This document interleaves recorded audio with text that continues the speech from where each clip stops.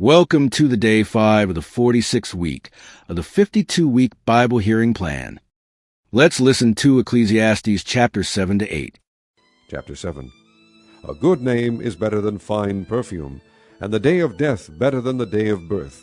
It is better to go to a house of mourning than to go to a house of feasting, for death is the destiny of every man. The living should take this to heart.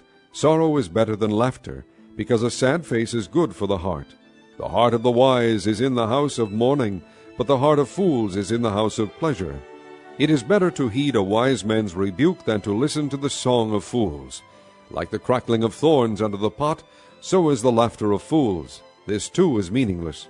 Extortion turns a wise man into a fool, and a bribe corrupts the heart. The end of a matter is better than its beginning, and patience is better than pride. Do not be quickly provoked in your spirit, for anger resides in the lap of fools. Do not say, "Why were the old days better than these?" For it is not wise to ask such questions.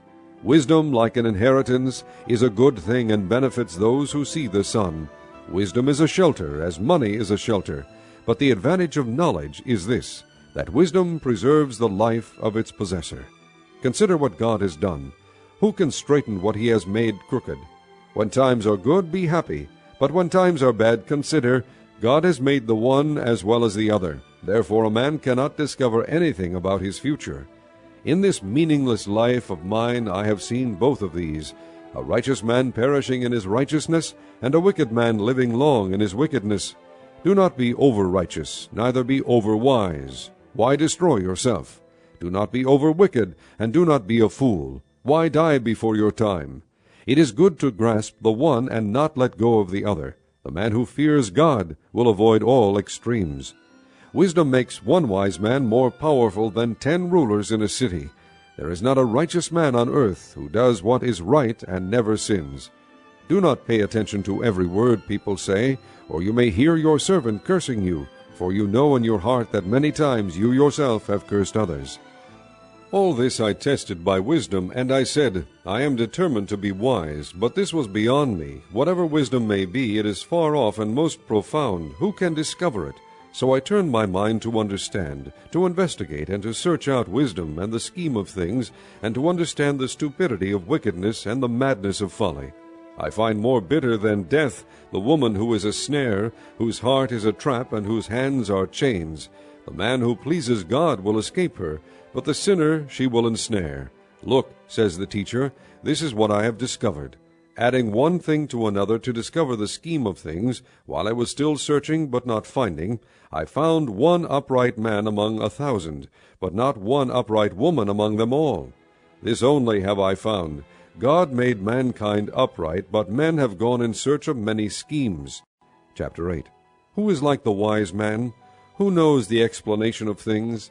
Wisdom brightens a man's face and changes its hard appearance. Obey the king's command, I say, because you took an oath before God. Do not be in a hurry to leave the king's presence. Do not stand up for a bad cause, for he will do whatever he pleases. Since a king's word is supreme, who can say to him, "What are you doing?"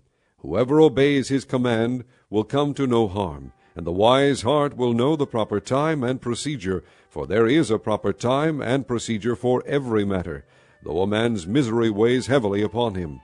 Since no man knows the future, who can tell him what is to come? No man has power over the wind to contain it, so no one has power over the day of his death. As no one is discharged in time of war, so wickedness will not release those who practice it. All this I saw as I applied my mind to everything done under the sun. There is a time when a man lords it over others to his own hurt. Then, too, I saw the wicked buried, those who used to come and go from the holy place and receive praise in the city where they did this. This, too, is meaningless. When the sentence for a crime is not quickly carried out, the hearts of the people are filled with schemes to do wrong. Although a wicked man commits 100 crimes and still lives a long time, I know that it will go better with God-fearing men who are reverent before God. Yet because the wicked do not fear God, it will not go well with them, and their days will not lengthen like a shadow. There is something else meaningless that occurs on earth. Righteous men who get what the wicked deserve, and wicked men who get what the righteous deserve. This too, I say, is meaningless. So I commend the enjoyment of life, because nothing is better for a man under the sun than to eat and drink and be glad. Then joy will accompany him in his work all the days of the life God has given him under the sun. When I applied my mind to know wisdom, and to observe man's labor on earth, his eyes not seeing sleep day or night, then I saw all that God has done. No one can comprehend what goes on under the sun. Despite all his efforts to search it out, man cannot discover its meaning. Even if a wise man claims he knows, he cannot really comprehend it.